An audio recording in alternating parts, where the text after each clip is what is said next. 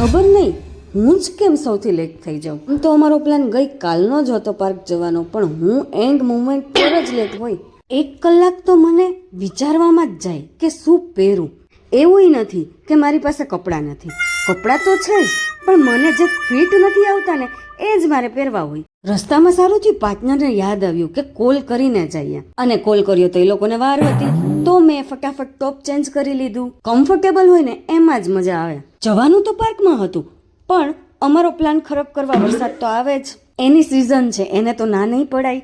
તો અમે જ પ્લાન ચેન્જ કરી અને બાજુમાં સાયન્સ સિટી છે તો ત્યાં પહોંચી ગયા. અમારા માટે તો ફર્સ્ટ ટાઈમ જ હતું, તો પાર્ટનર અને એના ફ્રેન્ડ્સ ટિકિટ ડિસ્કસ કરે છે. એમાં અલગ અલગ એક્ટિવિટી છે, ખુશી માટે કઈ બેસ્ટ રહેશે ને એ ચેક કરે છે. અને અમે પણ એક એક્સપેરિમેન્ટ કરી લીધો. ખરેખર ખુશીને એટલી મજા આવી ગઈ ને. એના માટે તો આ ડિજિટલ જમ્પિંગ હતું. બબલ્સ, જેલીફિશ અને બીજા બટરફ્લાય ને એ બધું જમ્પ કરીએ ને તો એનાથી દૂર જતા હતા. તો એને એટલી મજા આવી ગઈ ને કે એને જોઈને અમે ખુશ થઈ ગયા. 20 થી 25 મિનિટમાં તો એણે કેટલી ગેમ રમી લીધી હશે, પણ થાકવાનું નામ તો હજી સુધી નથી લીધું. જો હમણાં હોમવર્કનું બધું હોય ને તો એ થાકી જાય. Thank you for watching. Tata, bye bye, subscribe please. Radhe Radhe.